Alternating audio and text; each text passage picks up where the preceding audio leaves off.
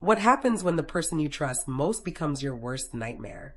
When your home becomes your prison and your faith becomes your chains? This is a true story that will shake you to your core. Before we begin, I want you to know this account is real. Names and certain details have been changed for security and personal protection, but every word of what you're about to read actually happened. If this story touches your heart, please comment below and tell us where you're watching from. We're building a global family here, and we need to stay connected in prayer for one another. Make no mistake, what happened to me has happened to countless others, and it's still happening today. I was 17 when my world collapsed. Growing up, I thought I had everything figured out. I was the daughter everyone praised, the one who never caused trouble. Every morning before dawn, I would wake for the first prayer, my knees pressing into the worn prayer mat that had been my mother's. 5 times a day, I stopped whatever I was doing to pray. During Ramadan, I fasted without complaint, even when the summer heat made my lips crack and my head pound. I had memorized large portions of our holy book before I could even understand what the words meant.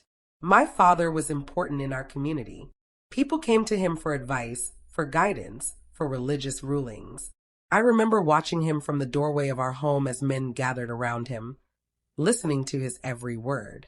He had a long beard that he kept carefully groomed, and when he spoke about faith and obedience, his voice carried such authority that no one dared question him. I loved him. I trusted him completely.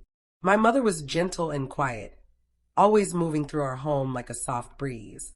She taught me how to cook the traditional dishes, how to keep a home, how to lower my gaze and speak softly. She told me that a good daughter brings honor to her family, and that obedience to one's father was obedience to the divine. Then, 6 weeks after I turned 17, my mother died. It happened suddenly. One morning she complained of chest pain, and by evening she was gone. Our home filled with mourners, women wailing and men reciting prayers. For 40 days, we observed the mourning period. I wore black and cried until I had no more tears left. On the 41st day, my father called me to his room. I entered nervously, wondering if I had done something wrong.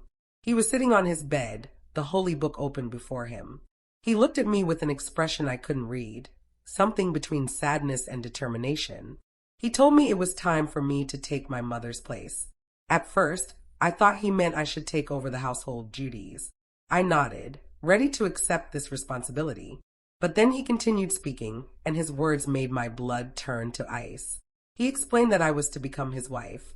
I stood there, unable to move, unable to breathe. The room seemed to tilt around me. This man, my father, the person who had taught me my first prayers, who had carried me on his shoulders when I was small, who had kissed my forehead every night before I slept, was telling me I must marry him. I whispered that this couldn't be right, that this wasn't allowed. My voice was shaking so badly I could barely get the words out. He opened the holy book and showed me passages. His finger moved across the Arabic text as he explained how these verses, according to his interpretation, made this permissible. He told me that obedience was the highest virtue, that my submission would be rewarded in the afterlife, that this was a test of my faith. I felt like I was drowning. The father I had loved my entire life had become someone I didn't recognize. His words sounded reasonable in their tone, but they filled me with a horror so deep I thought I might collapse. That night, I couldn't sleep. I lay in my room, staring at the ceiling, replaying his words over and over. At dawn, instead of praying, I ran. I grabbed a few clothes, wrapped my headscarf tightly, and fled to my aunt's house across the city. My aunt listened to my story with a troubled face. I thought she would protect me, defend me, help me escape. But when I finished speaking, she shook her head slowly. She told me that if my father had found religious justification, then this must be part of the divine plan. She said that questioning him would bring dishonor to our family. She reminded me of all the stories we've been taught about obedient daughters who were rewarded for their submission. I felt my heart shatter into 1,000 pieces. Over the next 3 days, other relatives came. Uncles, older cousins, family friends. Each one told me the same thing: obey your father. Some were gentle in their words, treating me like a confused child who needed guidance. Others were harsh, accusing me of pride and rebellion. One uncle told me I was being influenced by Western ideas that would lead me to hell. I realized with growing horror that no one was going to help me. The entire family, everyone I had ever trusted, was united in pushing me back toward my father. On the fourth day, I ran again. This time, I went to an internet cafe in a part of the city where no one knew me. With trembling hands, I began to search for answers. I typed questions about forced marriages, about what our religion really taught, about whether what was happening to me was truly right. What I found broke me and rebuilt me at the same time. There were hundreds, thousands of stories. Girls like me, women who had been forced into marriages with relatives, all of it justified by twisted religious interpretations. I read testimonies that made me weep, stories of suffering that mirrored my own fear. Then, almost by accident, I found testimonies from women who had left our faith entirely.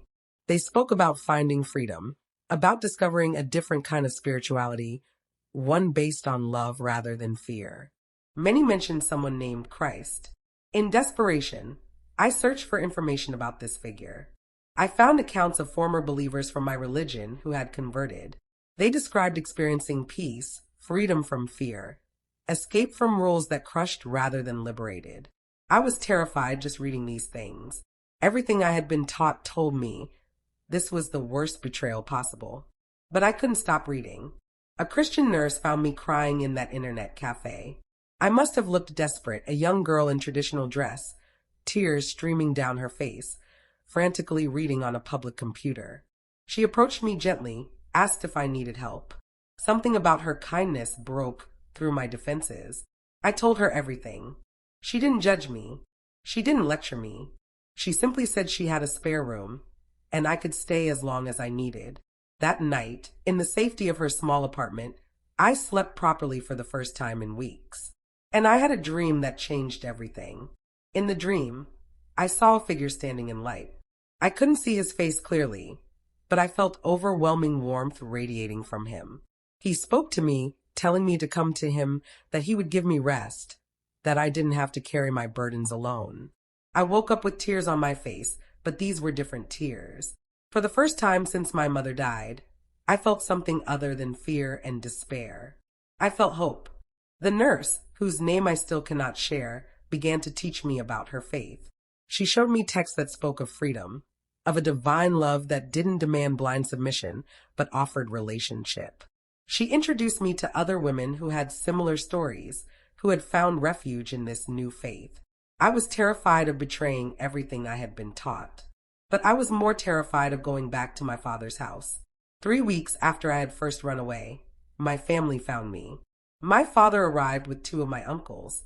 They banged on the nurse's door, demanding she release me. When she refused, they threatened to call the religious authorities, to accuse her of kidnapping, of corrupting a minor. The nurse stood firm. She told them I was staying of my own free will, that I was old enough to make my own choices.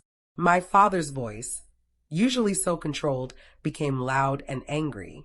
He shouted that I was bringing shame on the family, that I was breaking divine law, that I would burn in eternal fire for my disobedience. I stood behind the nurse, shaking but determined. When my father demanded I come out and face him, I refused. He told me that if I didn't return, I would be dead to the family. No one would speak my name. I would have no inheritance, no support, no connection to anyone I had ever known. I took a deep breath and said I understood. The silence that followed was deafening. Through the door, I heard my father's breathing become heavy. Then he spoke one final time, his voice cold and formal. He declared that from that moment, I was no longer his daughter. He recited a formula of disownment, and then they left. I collapsed on the floor, crying so hard I thought I might break apart. But even in my grief, I knew I had made the right choice. In the months that followed, I began to rebuild my identity from the ground up. Everything I had believed about myself, about the world, about divine will, had to be examined and often discarded. The Christian community embraced me, though not everyone understood what I had been through. Some treated me like a prize, a convert to celebrate, but others especially those who had similar backgrounds, treated me like a person who needed healing. I spent hours reading new texts, learning about this Christ figure who claimed to offer rest from heavy burdens. The idea that I could approach the divine directly, without layers of rules and intermediaries, felt both liberating and terrifying. I was baptized on a cool morning beside a river. As I went under the water, I felt like I was washing away not just my old beliefs, but the shame, the fear, and the chains that had bound me. Rising from that water, I was reborn. Today, I help other girls who are trapped in situations like mine. Through secure networks, we assist women escaping forced marriages, honor violence, and spiritual abuse justified by religion. It's dangerous work. We've had threats. Some of the women we've helped have been found and forced back. Others have disappeared entirely. But we continue because we know the truth. No divine being who is truly good would demand that a daughter marry her father, that a woman submit to abuse, or that anyone live in constant fear. I've learned that real faith, true spirituality, isn't about crushing submission. It's about freely chosen love. It's about finding rest, not carrying impossible burdens. To any girl reading this who is trapped in a similar situation, you deserve better. You deserve freedom. You deserve to be valued as a person, not treated as property or a pawn in someone's twisted interpretation of religion. There is a way out. There are people who will help. You don't have to carry this alone. The Christ I've come to know says that his requirements are gentle and his burden is light. After years of struggling under crushing expectations, I've found this to be true. If this story has touched your heart, I want you to do something. Christians around the world are facing persecution for their faith. Some face situations far worse than mine. I ask you to pray for them. Pray for their protection, their courage, their faith to remain strong. And if you're reading this and you've never committed your life to Christ, if you're carrying burdens that feel too heavy, if you're trapped in fear, I want to offer you the same hope that was offered to me. You can pray something simple like this. Divine Father, I come to you tired and burdened. I've tried to earn my way, to follow enough rules, to be good enough, but I'm exhausted. I believe that Christ offers rest and freedom. I accept his offer. Come into my life and make me new. If you prayed that prayer, welcome to the family. Find a community that will support you. Read the texts that speak of freedom and love, and know that your journey is just beginning. Please share this story. Comment below and let me know where you're from. Like and subscribe so we can continue to share these testimonies of hope and transformation. Together, we're building a family that spans the globe, united not by rules and fear, but by love and freedom. May peace be with you all.